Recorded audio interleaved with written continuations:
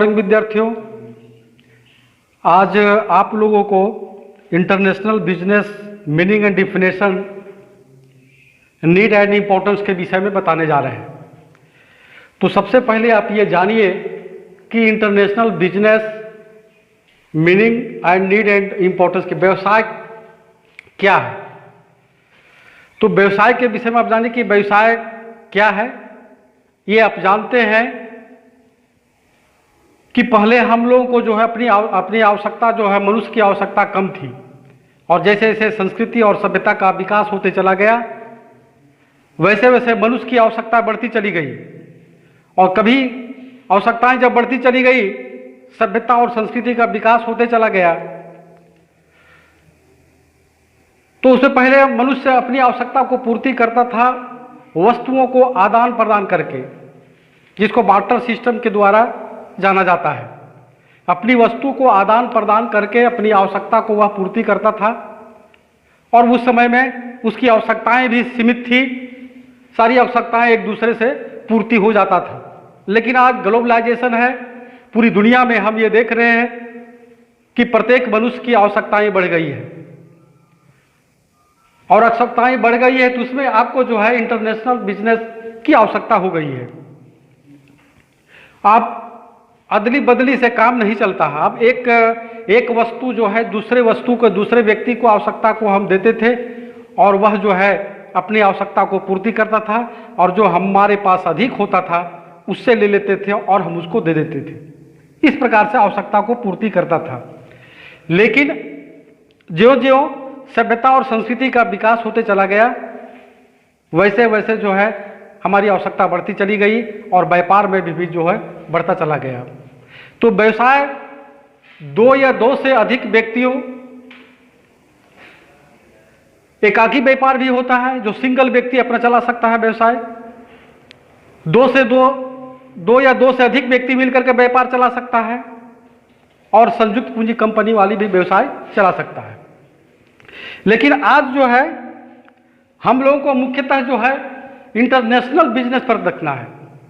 व्यवसाय जो है कि अपने देश के अंदर जितनी प्रकार के जो व्यवसाय, जो वस्तुओं को क्रय विक्रय किया जाता है, आदान प्रदान किया जाता है, अपनी आवश्यकता को पूर्ति करने के लिए खनिज पदार्थों का आवश्यकता, मनुष्य के जो प्रतिदिन की रोजमर्रा की आवश्यकता है, ये सारी आवश्यकता जो है देश के अंदर किया जाता है। लेकिन आज आप लोग को बताएंगे कि क्या सभी वस्तुएं हमारे देश में ही उपलब्ध हो जाती हैं। प्रश्न उठता है कि नहीं, कुछ ऐसी वस्तुएं हैं जो हमारे देश में उत्पादन नहीं होता है, दूसरे देश में होता है, और दूसरे देश से उसको हम आयात करते हैं। और कुछ ऐसी वस्तुएं जो हैं जो हमारे देश में प्रचुर मात्रा में होता है, और प्रचुर मात्रा में होता है जो हमारे देश से उपभोग करने वाले जितने भी लोग यहाँ भारतवासी हैं, इस देशवासी हैं, उसको जो है उपभोग करने के अलावे जो बच जाता है वह दूसरे देश में हम उसको निर्यात करते हैं। तो जो इंटरनेशनल बिजनेस जो है, ये आप तो समझ गए होंगे कि इंटरनेशनल बिजनेस जो है एक देश दूसरे देश से जो एक्सपोर्ट और इंपोर्ट करता है, जो आयात और निर्यात करता है, वो हमको जो है इंटरनेशनल बिजनेस कहते हैं। प्रश्न उठता है कि व्यवसाय का वर्गीकरण, इसको जो है क्लासिफिकेशन हम करेंगे। इस चीज को जो है हम वर्गीकरण करके बताएंगे आप लोग को, तो आप लोग ज्यादा अच्छा समझिएगा। इसका वर्गीकरण, व्यवसाय का वर्गीकरण, व्यवसाय जो है एक हुआ घरेलू व्यवसाय आंतरिक, दूसरा हुआ विदेशी व्यवसाय या अंतर्राष्ट्रीय व्यवसाय। ये दो भागों में इसको हम बांटे। प्रथम भाग में घरेलू व्यवसाय के जो है ये इसके भी तीन भाग हैं। स्थानीय व्यवसाय, जिसको लोकल बिजनेस कहेंगे। दूसरा है क्षेत्रीय व्यवसाय, जिसको हम रीजनल बिजनेस कहेंगे। तीसरा है अंतर क्षेत्रीय व्यवसाय, यानी इंटर रीजनल बिजनेस। ये हो गया आपको घरेलू व्यवसाय। यह आंतरिक व्यवसाय, जो हमारे देश के अंदर जो व्यवसाय किया जाता है वह घरेलू व्यवसाय कहिए इसको, या आंतरिक व्यवसाय कहिए, इस रूप में इसमें हम आएंगे। स्थानीय व्यवसाय क्या है? Local business. लोकल बिजनेस ये है कि जब किसी भी देश कोई भी वस्तु जब हम उसको उत्पादन करते हैं, जो हमारे लोकल में, जो हमारे देश, हमारे क्षेत्र, हमारे राज्य या हमारे ग्राम कस्बे में जो उत्पादन किया जाता है और उसकी उपयोगिता वही होती है, वही समाप्त हो जाती है और उसी को हम वही बेचते हैं, वहीं उसको हम आयात और निर्यात, एक्सपोर्ट इंपोर्ट करते हैं अपने अपने कस्बे के अंदर, अपने ये राज्य के अंदर, अपने देश के अंदर, वह जो है लोकल स्थानीय व्यवसाय कहते हैं।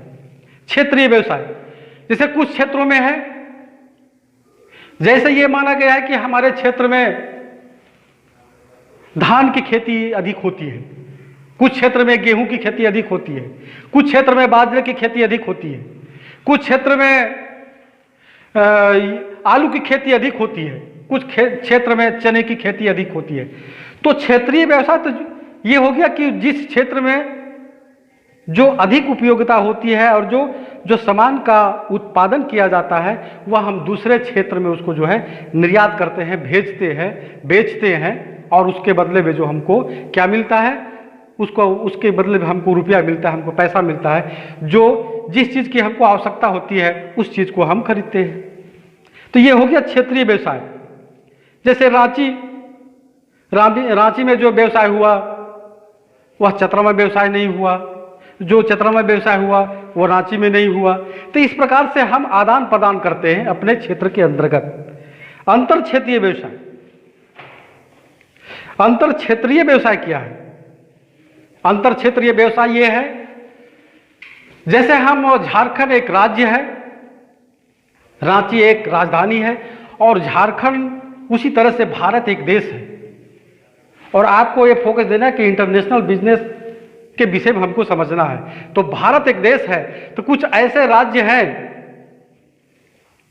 जहां वस्तुओं का उत्पादन किया जाता है और कुछ ऐसे राज्य हैं जो वस्तु हमारे राज्य में उत्पादन नहीं होता है, दूसरे राज्य में होता है। तो उसको हम उस राज्य से अपने आवश्यकता अनुसार जो सरकार, जो वहाँ की सरकार जो होती है, क्षेत्रीय सरकार जो होती है, राज्य सरकार जो होती है, उस राज्य से उस सामान को मंगा करके और इस राज्य में उसको आयात करके उस वहाँ से मंगा करके और हम इस राज्य के वस्तुओं को पूर्ति करता है और इस राज्य में जो वस्तुएं अधिक होती है, उत्पादन अधिक होता है, वह दूसरे राज्य में भेजा जाता है। तो इस प्रकार से हम जानते हैं कि अंतर क्षेत्रीय व्यवसाय ये किया जाता है। यानी कहने का तात्पर्य यह है कि जो हमारे देश में जो भी उत्पादन किया जाता है वह भारत सरकार के अंतर्गत जो है अपने देश में ही आयात निर्यात करके उसको वहाँ की सरकार उसकी आवश्यकता को पूर्ति करता है। लेकिन कुछ ऐसी चीज़ें हैं, कुछ ऐसे चीज़ों की आवश्यकता है जो हमारा देश उत्पादन नहीं कर पाता है, दूसरे देश पर भी निर्भर रहना पड़ता है। और दूसरे देश पर निर्भर उसी को जिसे हम कहते हैं इंटरनेशनल बिजनेस के अंतर्गत आएगा विदेशी व्यवसाय। ये तो आप समझ गए कि घरेलू व्यवसाय, आंतरिक व्यवसाय क्या हुआ? अपने राज्य, अपने देश, अपने कस्बे, अपने गांव, अपने स्थानीय बाजार के अंतर्गत जो भी वस्तुओं का क्रय विक्रय किया जाता है, आदान प्रदान किया जाता है, वह जो है घरेलू व्यवसायिक आंतरिक घरेलू व्यवसाय के अंतर्गत आएगा। अब विदेशी व्यवसाय या अंतरराष्ट्रीय व्यवसाय, इसमें भी जो होते हैं आयात व्यवसाय, जिसको कहते हैं हम इंपोर्ट बिजनेस। नेक्स्ट है निर्यात व्यवसाय, एक्सपोर्ट बिजनेस, और पुनर्निर्मित व्यवसाय, री एक्सपोर्ट बिजनेस। यह भी तीन प्रकार के, तीन भागों में इसको बांटा गया है पूरे इंटरनेशनल बिजनेस को समझने के लिए। तो सबसे पहले इसको हम आपको बताएंगे कि आयात व्यवसाय क्या है, इंपोर्ट बिजनेस क्या है। इंपोर्ट बिजनेस हम उसे कहेंगे, इंपोर्ट बिजनेस वह है जो हम किसी देश से आयात करते हैं, मंगाते हैं, जो हमारे देश में जिस वस्तुओं का, जिस खनिज पदार्थ का या आवश्यकता, जिस आधुनिक यंत्र का हमारे देश में उत्पादन नहीं होता है और हमको उपयोग करना है, जो दूसरे देश से मंगाना पड़ता है, उसको आयात व्यवसाय कहते हैं, इंपोर्ट बिजनेस। उसको हम दूसरे देश से मंगाते हैं, जैसे चीन है, जापान है, रूस है, इंग्लैंड है, अफ्रीका है, ये सब देशों से कुछ है जो सामान हमको मंगाना पड़ता है। यह हो गया आयात व्यवसाय। उसके बाद निर्यात व्यवसाय, सेकेंड निर्यात व्यवसाय, एक्सपोर्ट बिजनेस। तो ऐसा नहीं है कि केवल हम दूसरे देशों से अपने यहाँ सामान मंगाते हैं। कुछ ऐसे सामान हैं, कुछ ऐसे खाद्य पदार्थ हैं, कुछ ऐसे खनिज पदार्थ हैं, कुछ ऐसे वैज्ञानिक यंत्र हैं जो हमारे देश में प्रचुर मात्रा में होता है। और प्रचुर मात्रा में होता है तो जो हमारे देश में जिसकी जितना उपयोगिता होती है, उसकी जिसका उपयोग किया जाता है उससे अधिक हो जाता है, तो हम दूसरे देश में उसको भेजते हैं। दूसरे देश को भी उसकी आवश्यकता होती है, और वह उसको जो हम दूसरे देश में भेजते हैं, और जब भेजते हैं उस देश को, तो उसके बदले जो है हमको विदेशी मुद्रा भी प्राप्त होता है। जब दूसरे देश में भेजते हैं तो वहाँ की मुद्राएं जो है हमारे देश में आती है, जिससे हमारे देश का विकास होता है। तो निर्यात करने से हमारे एक देश की स्थिति सुदृढ़ होती है और दूसरे देश की मुद्राएं आती हैं। उसके बाद पुनर्निर्यात व्यवसाय, यह क्या है? तो आप ये समझ गए कि विदेशी व्यवसाय के अंतर्गत आयात, इंपोर्ट बिजनेस, एक्सपोर्ट बिजनेस और री एक्सपोर्ट बिजनेस, यह क्या है? इसको आप आसानी से समझिए कि कुछ ऐसे खाद्य पदार्थ, कुछ ऐसे यंत्र, कुछ ऐसे खनिज पदार्थ हैं जो हमारे देश में उत्पादन नहीं होता है और हम उसको दूसरे देश से मंगाते हैं। लेकिन उस देश को जो है हम ये कहते हैं, जैसे उस देश से हम किसी दूसरे देश से मंगाते हैं और उसको कांटेक्ट करके हम तीसरे देश को देते हैं। हम तीसरे देश को उसी सामान को हम जापान से मंगा करके, जापान से सामान को मंगाए, आयात किए, और भूटान को हमने उस सामान को भेजे। केवल हमारे यहाँ प्रोडक्शन नहीं हुआ, हमारा केवल एक कांटेक्ट रहा, प्रतिबंध रहा कि हम आपको जो है इतना जो है, ठीक है, हमारे यहाँ ये सामान नहीं है, लेकिन वो कहना नहीं है, लेकिन आपको जो है भूटान को हमने कहा कि इतना सामानों की आपूर्ति हम करेंगे। तो हम दूसरे देश से उस सामान को मंगाए और जो है वह फिर तीसरे देश में उस सामान को भेज दिए, जिसे इसी को हम कहेंगे पुनर्निर्यात व्यवसाय। यानी एक बार तो भेजा गया, लेकिन वह सामान फिर भेजा गया।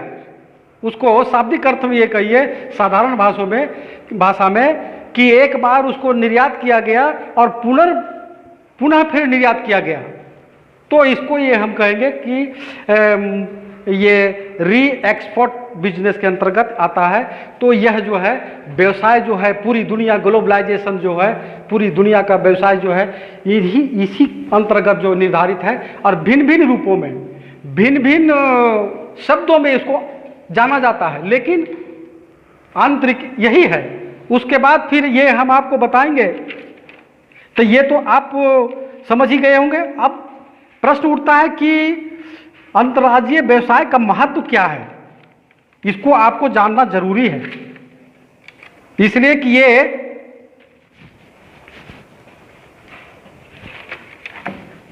जब आप लोग को बताएंगे कि इसका इंपॉर्टेंस, महत्व, अंतर्राष्ट्रीय व्यवसाय का महत्व क्या है।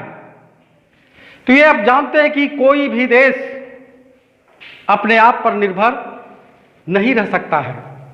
उसको कोई न कोई उस देश की आवश्यकता को पूर्ति करने के लिए, वहाँ की जनता की आवश्यकता को पूर्ति करने के लिए, आधुनिकीकरण करने के लिए उसको दूसरे देश से सहयोग लेना पड़ता है। एक दूसरे के पूरक है, एक देश दूसरे देश के पूरक होते हैं।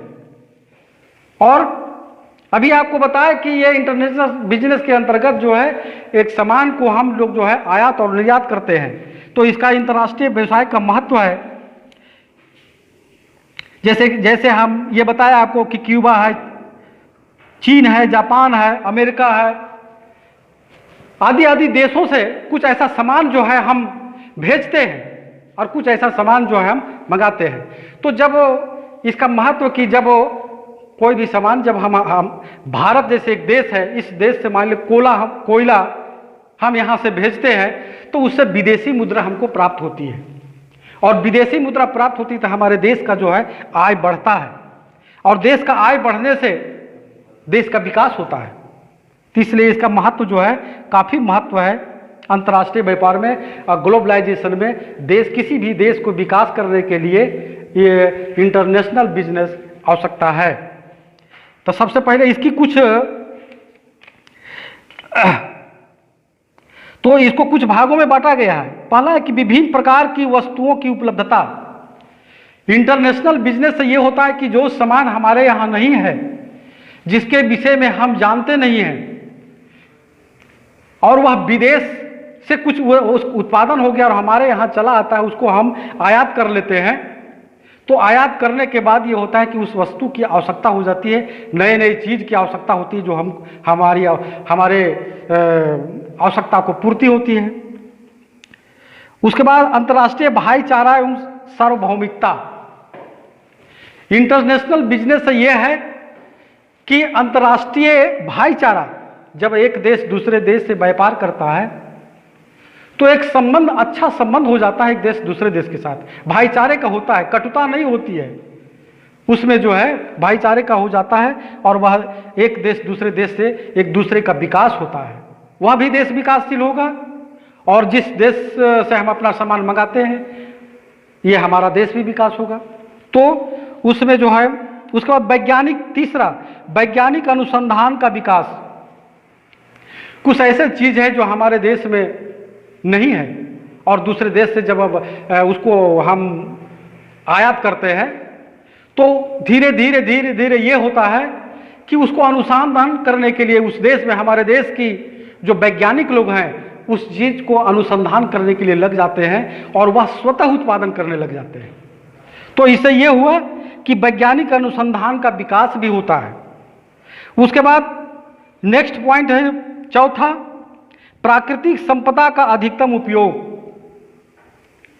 ये जो है इंटरनेशनल बिजनेस का सबसे बड़ा महत्व है कि प्राकृतिक संपदा जो निःशुल्क प्राकृतिक संपदा हमको निःशुल्क मिलता है, प्रकृति के द्वारा जो प्रदत्त है, उसका जो है महत्व अधिक बढ़ जाता है।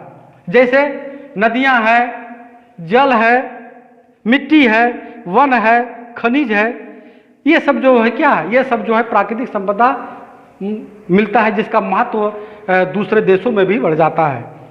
नेक्स्ट उसके बाद कहेंगे उच्च जीवन स्तर। इंटरनेशनल बिजनेस से ये होता है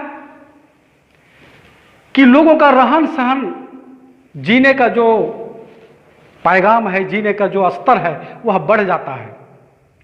आज हम लोग जो देखते हैं कि आप सुने होंगे कि हम लोग को जो अभिभावक थे, गार्जियन थे, पिता थे, दादा थे, वो कैसे रहते थे, आज हम लोग कैसे रहते हैं। तो ये मॉडर्नाइज होता है, यह परिवर्तन होता है, तो इससे विकास होता है। नेक्स्ट पॉइंट है आपका सेवा क्षेत्र का भी विकास। सेवा क्षेत्र का विकास, इससे ये होता है कि कुछ ऐसी दवाइयां हैं जो हमारे देश में उपलब्ध नहीं है। अभी मान लीजिए जैसे कोरोना के विषय में ये हुआ है, अभी जो महामारी जो चल रहा है, तो अभी हमारे देश में ये दवाइयां, इसका उपचार उपलब्ध नहीं हुआ है। अब दूसरे देश, अमेरिका जैसे देश जो है प्रयोग में लगा हुआ है, तो वह जो है प्रयोग होगा, वहां जब उपलब्ध होगा तो हमारे देश में भी आएगा। तो इससे जो है, इससे सेवा का एक भावना होगी और विकास होगा। उसके बाद उच्च तकनीकी में सुधार। विदेशी व्यापारी में उच्च तकनीकी का सुधार होता है। ये आपको बताए कि जब कुछ ऐसे चीज हैं जो दूसरे देशों में उत्पादन किया जाता है लेकिन हमारे देश में नहीं होता है, और इसका अनुसंधान करने के लिए हमारे देश के जो वैज्ञानिक हैं, हमारे देश के जो रिसर्चर हैं, जो स्कॉलर हैं, वह जो है वह रिसर्च करते हैं और कोशिश करते हैं कि जो दूसरे देश से हम जो सामान को मंगाते हैं, आयात करते हैं, हम स्वयं आत्मनिर्भर होवें और अपने यहाँ उसको निर्माण करें। तो इस प्रकार से देखते हैं कि उच्च तकनीक में सुधार होती है। कीमतों में स्थिरता, नेक्स्ट पॉइंट है कीमतों में स्थिरता। कीमतों में स्थिरता का तात्पर्य यह है कि अंतर्राष्ट्रीय व्यापार होने के कारण मांग एवं पूर्ति की शक्तियों की तुलना रखा जा सकता है और संपूर्ण विश्व में वस्तुओं के मूल्यों को एकरूपता लाने का प्रयास किया जाता है कि जो सामान, जो कुछ ऐसे सामान जो हैं, जो पूरे, चाहे आप रांची में खरीदिए, चाहे कलकत्ता में खरीदिए, चाहे बम्बई में खरीदिए, चाहे दिल्ली में खरीदिए, वह सामान का मूल्य जो है एक ही है। तो इस तरह से ये हम देखते हैं कि कीमतों में स्थिरता होती है। उसके बाद फिर एकाधिकार का लगाम। एकाधिकार का लगाम यह क्या है कि जो देश जो उत्पादन करता है, जो निर्यात करता है, वह मूल्य का निर्धारण करता है और जब वह मूल्य का, वस्तुओं के मूल्य का निर्धारण करता है तो जिस देश के साथ उसको समझौता होती है कि यह वस्तु जो है हम आपके यहाँ निर्यात करेंगे तो इतना पैसा लेंगे, और वह देश जो है जो आयात कर रहा है वह कहता है कि आप जितना सामान है हम खरीदेंगे लेकिन इतना पैसा लेंगे। यानी दोनों के बीच में जो है मूल्य का जो है स्थिरता होती है। ये नहीं कि जितना हम चाहें पैसा हम अगर आप निर्यात कर रहे हैं तो जितना हम चाहें उतना ले लेंगे, या आयात कर रहे हैं तो जितना आपको इतना देना ही पड़ेगा, वैसी बात नहीं है। दोनों देश के बीच में मूल्यों का निर्धारण होता है, मूल्य का निर्धारण किया जाता है, जो मूल्य में स्थिरता होती है। उसके बाद विकासशील देशों के लिए यह जो है राष्ट्र का पूर्ण एवं संतुलित विकास। नेक्स्ट पॉइंट है कि राष्ट्र का संतुलित विकास होता है। इंटरनेशनल बिजनेस के आधार पर यह हम कह सकते हैं कि कोई भी देश, विश्व में जितने भी देश हैं, वह इंटरनेशनल बिजनेस किसी न किसी वस्तु को किसी न किसी रूप से वह इंटरनेशनल बिजनेस एक दूसरे देश से करता है, एक दूसरे पर निर्भर करता है, जिससे उस देश की लोगों की आवश्यकता पूर्ति होती है, उस देश का विकास होता है। और उसके बाद रोजगार में वृद्धि भी होती है। नेक्स्ट पॉइंट आपका बहुत इंपॉर्टेंट पॉइंट है कि इंटरनेशनल बिजनेस से रोजगार में वृद्धि होती है। आज पूरे देश में ये देखिएगा, कोई ऐसा देश नहीं है जहां कुछ न कुछ बेरोजगारी नहीं है। तो एक देश दूसरे देश पर निर्भर रहता है, तो इससे जब एक्सपोर्ट और इंपोर्ट हम करते हैं तो ये देखा जाता है, और इसमें विदेशी मुद्राएं आती हैं, हमारे देश की मुद्रा भी दूसरे देश में जाती है, संकटकालीन में भी सहायता होता है, और उसमें जो है रोजगार की भी वृद्धि होती है। कुछ ऐसे जैसे दूसरे हमारे देश में कुछ ऐसे फैक्ट्रियां हैं, जैसे मान लीजिए कि आपका बोकारो थर्मल पावर या कुछ ऐसी कंपनियां जो रूस की कंपनियां हैं, बिजली बोर्ड है, तो दूसरे देश के यहाँ जो है कंपनी लगा सकते हैं, जिससे हमारे देश की बेरोजगारी दूर हो सकती है, बेरोजगारों की संख्या कम हो सकती है, उसमें रोजगार लग सकता है। तो इस प्रकार से हम देखते हैं कि अंतर्राष्ट्रीय व्यवसाय का बहुत बड़ा महत्व है और इसका ये बहुत से लाभ भी हैं। तो आज इतना ही आपको बताएंगे और इससे आप समझ गए होंगे कि ये इंटरनेशनल बिजनेस की, आज आपको बताया कि इंटरनेशनल बिजनेस क्या है, इसकी आवश्यकता क्यों है, इसका इम्पोर्टेंस क्या है, यह कितने प्रकार के हैं, कितने भागों में बांटा गया है। अब आपको एक शॉर्ट ऑब्जेक्टिव क्वेश्चन थोड़ा बताएंगे, उसको आप लोग ध्यान से सुनेंगे। फर्स्ट है कि अंतर्राष्ट्रीय व्यवसाय में निम्न में से कौन सा व्यवसाय का भाग नहीं है। प्रश्न है कि अंतर्राष्ट्रीय व्यवसाय में कौन सा व्यवसाय का भाग नहीं है? 4 दिए हुए, आयात व्यवसाय, निर्यात व्यवसाय, घरेलू व्यवसाय और पुनः निर्यात व्यवसाय।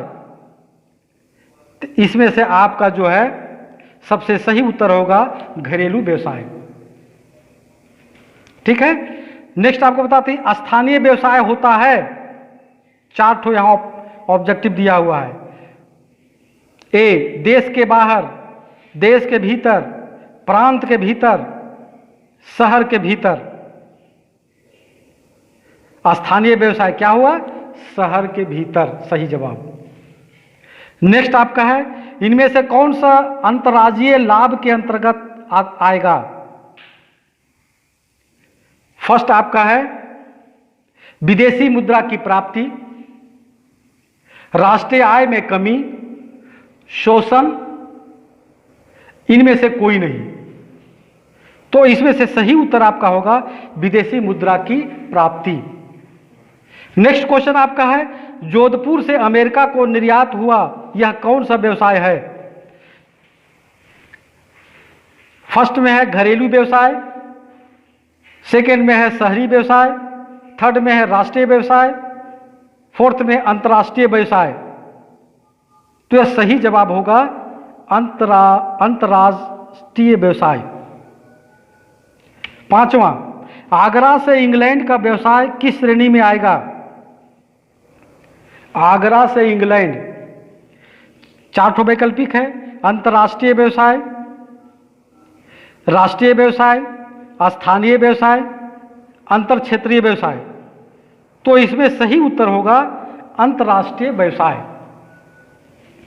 उसके बाद 6ठा, अंतर्राष्ट्रीय व्यापार से एक देश में 4 वैकल्पिक है। अंतर्राष्ट्रीय व्यापार से एक देश में क राष्ट्रीय आय में वृद्धि होती है, उपभोग स्तर बढ़ता है, लाभ संभावित बढ़ती है, ये सभी बातें अनुकूल बनती हैं। इसका सही जवाब होगा ये सभी बातें अनुकूल बनती हैं। ठीक है, नेक्स्ट एंड लास्ट, 2 देशों के मध्य व्यापार होता है क्योंकि 4 वैकल्पिक हैं। पहला है वस्तुओं में दुर्बलता, लागतों में निरपेक्ष अंतर, लागतों में तुलनात्मक अंतर, लागतों में समान अंतर, यानी इसका सही जवाब होगा लागतों में दुर्लभता। तो इस प्रकार आज जो है इंटरनेशनल बिजनेस के विषय में आप लोग को बताया। इसमें किसी भी विद्यार्थी को किसी प्रकार के कोई अगर समझने में दिक्कत हो, परेशानी हो तो आप पूछ सकते हैं। बहुत बहुत धन्यवाद।